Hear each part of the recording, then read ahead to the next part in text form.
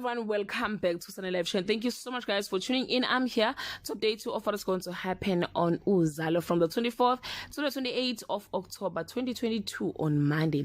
Nosipho and Pastor Kwala's attempt to be friends turns out awkward. Mbale Ombata beats for the church building. Maswazi fears the worst about her mother's deteriorating health. Lily finally stand up for herself. Razor finds himself in trouble with the law on Tuesday. Lily receives an unexpected breakthrough with in the Mrs. Mandela kidnapping case. Sondo solicits the help of a lawyer in order to right some wrong, and Nosipho has devastating realization on Wednesday.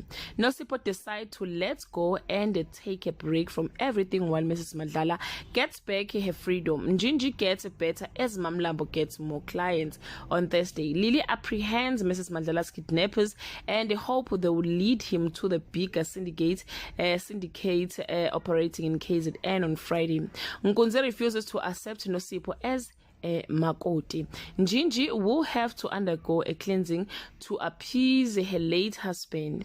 Mamlambo needs to get rid of an unwanted visitor in her house. Guys, this is all I have for today. You can leave your comment below and share your opinion.